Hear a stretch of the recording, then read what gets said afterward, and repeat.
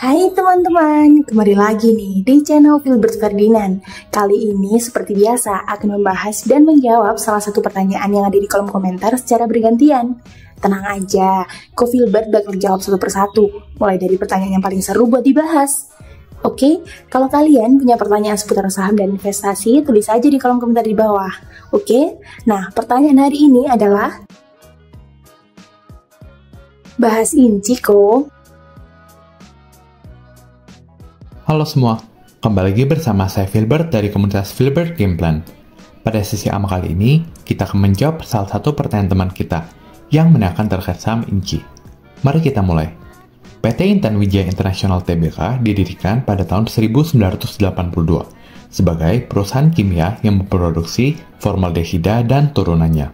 Formaldehida ini adalah bahan kimia yang digunakan sebagai disinfektan untuk membersihkan lantai, kapal, gudang, dan pakaian.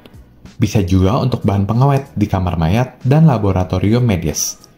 Pada tahun 1986, INCI mendirikan pabrik pertamanya di Banjarmasin. Kemudian di tahun 1990, perusahaan IPO. Pada tahun 2013, INCI mendirikan fasilitas produksi mereka yang kedua di Semarang. Sekitar 70% pendapatan perusahaan berasal dari pabrik Semarang, sedangkan 30% sisanya dari pabrik Banjarmasin. Hal tersebut juga terrefleksi dari peningkatan revenue perusahaan. Di tahun 2015 dan 2016, saat pabrik Semarang belum full operasional, revenue perusahaan sebesar 137 dan 176 miliar. Pada tahun 2017 dan 2018, ketika pabrik Semarang sudah operasional, peningkatan produksi mengakibatkan revenue naik ke 270 dan 368 miliar. Revenue tersebut sempat menyentuh angka 521 miliar di tahun 2021, sebelum kemudian normalize ke 478 miliar di 2022, 378 miliar di 2023, dan 371 miliar untuk 2024 annualized.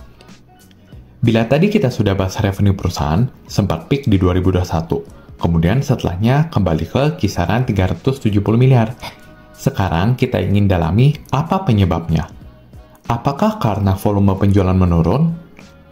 Produk utama perusahaan ada dua, yaitu UFR, yaitu urea formaldehida resin, dan MFR, yaitu melamin formaldehida resin.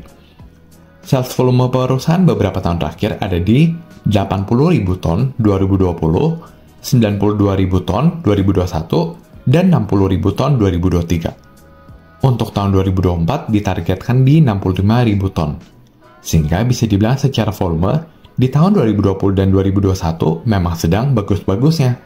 Namun setelahnya menurun ke kisaran 60-70 ribu ton per tahun. Dari sini, bila ditanya ekspektasi kinerja perusahaan untuk tahun berikutnya, maka kita bisa asumsi kurang lebih dengan tahun ini. Toh secara volume tidak jauh berbeda. Bila mana di masa mendatang volume bisa naik, misal ke 80.000 ton, barulah kita bisa expect peningkatan revenue dan net profit. Next, kita bahas terkait profitabilitas.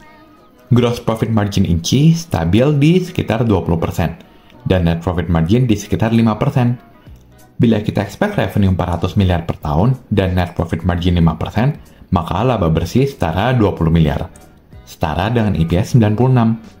Bila dibandingkan dengan valuasi saat ini yang 605, maka melambangkan PER 6,3 kali. Valuasi sebetulnya cukup menarik, namun dari segi growth-nya memang relatif terbatas ya. Last but not least, kita bahas sedikit terkait neraca perusahaan. INCI terkenal sebagai perusahaan cash rich, di mana kas perusahaan senilai 154 miliar. Angka tersebut lebih besar dibandingkan market cap yang saat ini 125 miliar. Sehingga wajar saja bila perusahaan nyaris tidak memiliki hutang berbunga.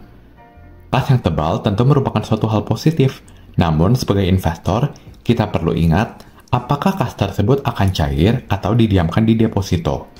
Sehingga lebih baik kita memandang dari segi berapa dividen yang cair setiap tahunnya. Oke, sekian untuk video kali ini, semoga bermanfaat, dan bila kalian ingin request saham apa, silahkan leave di komen ya, and see you guys in the next video. Bye-bye!